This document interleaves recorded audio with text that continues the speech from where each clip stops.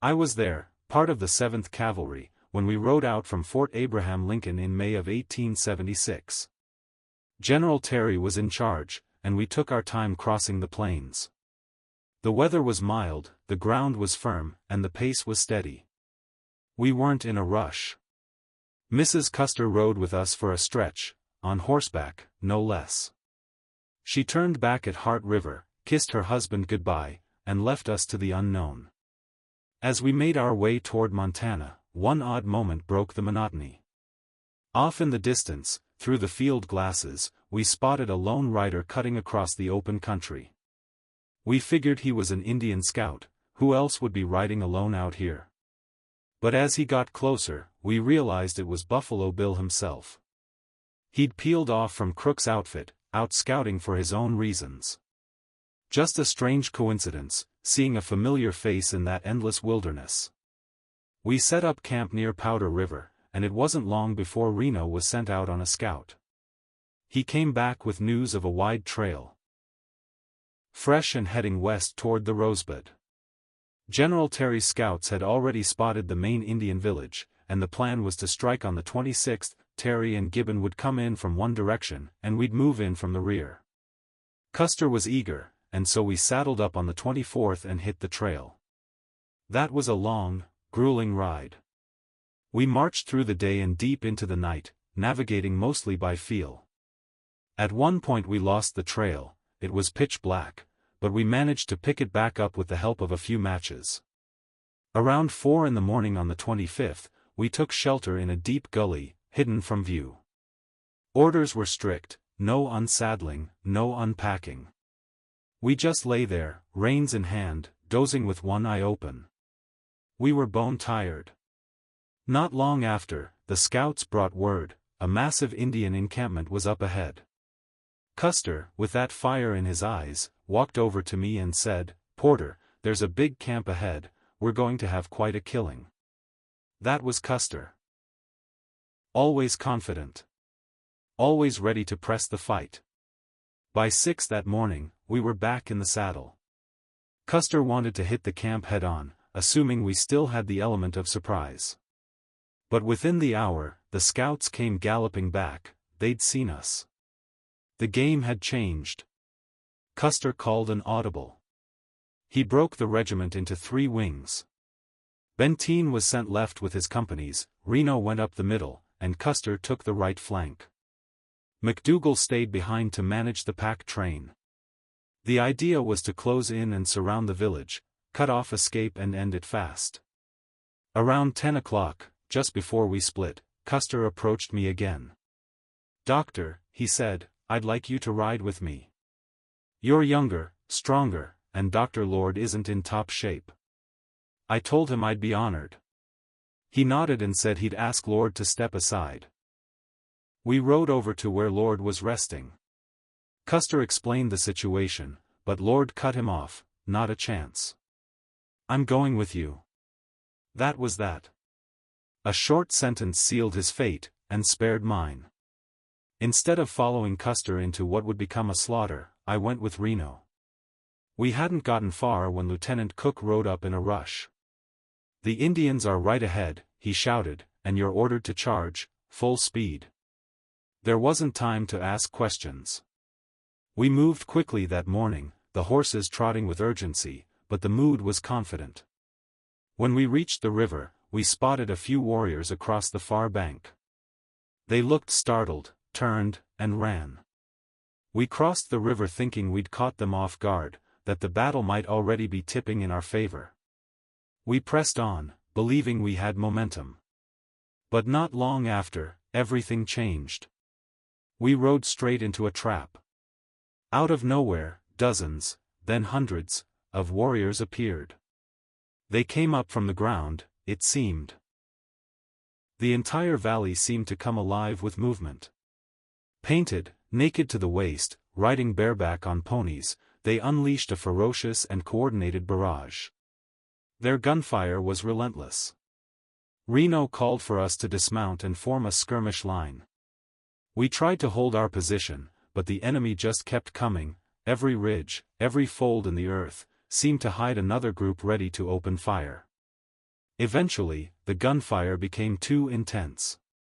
Reno ordered the men back into the saddle and led us into the timber for some cover. But even among the trees, we weren't safe. Warriors circled us, shooting through the branches. Men were going down around me. In a small clump of trees, I found one soldier bleeding badly. I got off my horse, did what I could, poured laudanum into the wound, bandaged it quick. He was slipping fast. I remember he grabbed my arm and said, "Doctor, for God's sake, don't leave me to them." I had no good answer. I couldn't stay without dying myself. I turned him loose into God's hands, mounted my horse, which was half out of its mind with fear, and rode hard to rejoin the others. The Indians were so focused on the retreating column they barely noticed me. I slipped through their ranks, close enough to touch them, and somehow made it the half-mile back under a sky full of bullets. I swear it felt like 1,000 rifles were aimed at me. We crossed the river again and made for higher ground, a steep ridge we could hold. We dug in with what we had: knives, bayonets, tin cups. It wasn't much, but it had to do. Not long after, Benteen arrived with his companies, along with McDougal and the pack train. Reinforcements, but still just a few hundred of us total. We were surrounded. Maybe 300 of us, maybe less. Across the hills and plains, 3,000 warriors waited, watched, and pressed in. We spent the rest of the day holding the line under that blazing sun, carving rifle pits into dry, rocky soil. The heat was brutal. There was no water, and the wounded cried out for it. I had a bit of brandy in my medical kit. I knew it would dehydrate them further, but some of the men begged for a taste. I warned them, but many still took it. As night fell, the gunfire faded. A few brave souls crawled down to the river in the dark and brought back what little water they could. We were scorched, thirsty, half-mad from exhaustion, but still alive. At dawn, the shooting began again. It never let up. From sunrise to late afternoon, we were pounded by a rain of lead. All day, the air hummed with bullets. You could feel them pass, close enough to tear cloth, graze skin. Benteen, though technically not in command, took control. Reno, for all his rank, had lost the men's confidence. It was Benteen who steadied the line. He stood tall amid the chaos, calmly issuing orders as bullets ripped past. Some even tore through his coat. But he never flinched. His level head kept us from breaking. Now and then, small bands of warriors would try to rush us, dashing in close, hoping to break our line.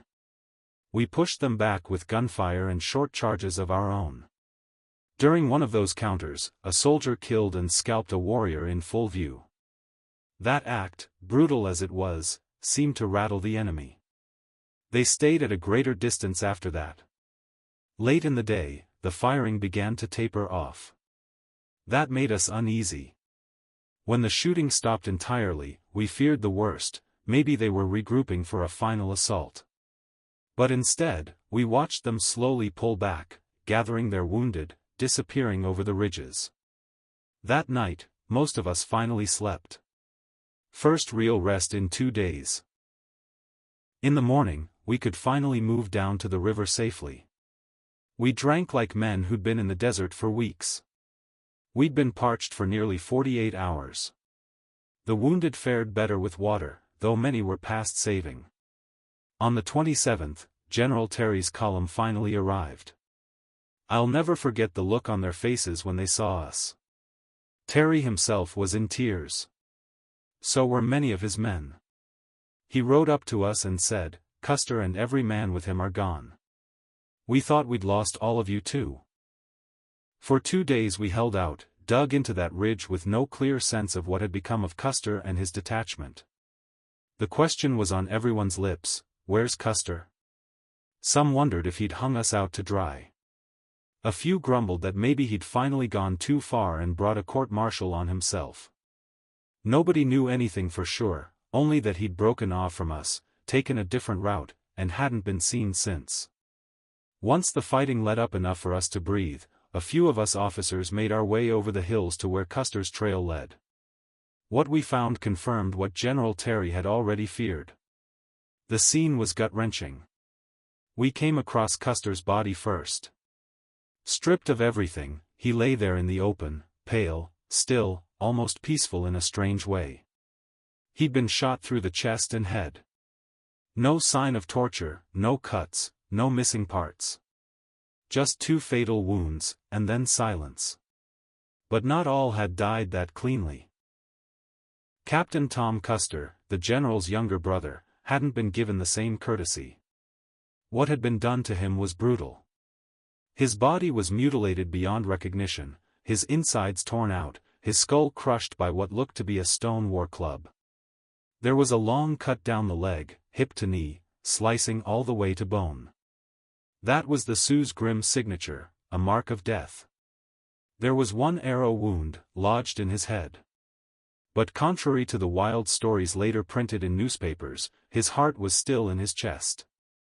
Rain in the face, the Sioux warrior many blamed, later denied doing any of it. Whether you believe him or not is your call. I don't claim to know the full truth. As we went from body to body, I took a small lock of hair from each fallen officer. When I returned home, I gave those locks to their families. It was the least I could do, a small piece of the men they'd lost. Down at the mouth of the Little Bighorn, the steamer Far West was waiting. She'd been our supply boat during the campaign, pushed farther upriver than any boat before her. Once we had buried the dead, and the ground was hard, and the sun relentless, we began the grim task of evacuating the wounded. We laid the injured on makeshift stretchers and carried them over 10 miles to the boat. I was assigned to travel with them back to Fort Lincoln. Colonel Smith, General Terry's adjutant, came along with us, carrying a satchel full of telegrams meant for the telegraph office in Bismarck, dispatches that would carry the first official word of the disaster to the rest of the world. Captain Grant Marsh, a seasoned riverman out of Bismarck, commanded the Far West.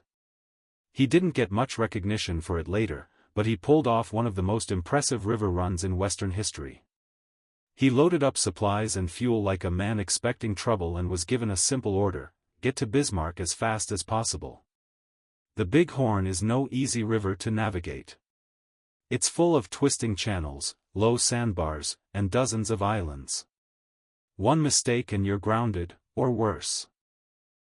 But Marsh threaded that boat through every bend like he'd done it 100 times, making a straight shot with no delays and no damage.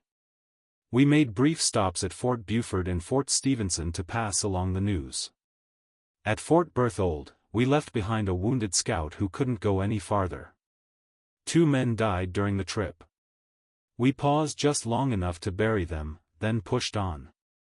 As we neared Bismarck, a strange feeling settled over us, a mix of grief, relief, and exhaustion. We'd survived, but at what cost? It was late, nearly 11 o'clock on the night of July 5, when we finally reached the docks at Bismarck and Fort Lincoln. We'd covered over 1,000 miles in just 54 hours. No one had ever moved that fast on the rivers out here before. Colonel Smith and I went straight into town. We headed to the offices of the Bismarck Tribune and roused Colonel Lounsbury, the paper's editor, along with J.M. Carnahan, the telegraph operator. Carnahan sat down at his key that night and didn't leave his post for nearly a full day. For 22 hours straight, he tapped out the story, blow by blow, to cities across the country. His fingers helped shape the first full account of the Little Bighorn fight the public would hear. It's easy now, with decades behind us, to forget just how sudden and staggering the loss of Custer and his men was. The scale of it. The silence that followed. It wasn't just a battle gone wrong. It was a shock to the entire nation, one of those rare moments where the myth of invincibility collided hard with the truth of miscalculation. Out there in that hard country, it didn't matter how brave a man was, or how shiny his buttons looked. What mattered was how well you could think under pressure, who you had at your side, and how much grit you had left in your gut when the smoke settled. Some made it home. Many didn't. And a few of us live just long enough to remember it straight. And that's what I've tried to do.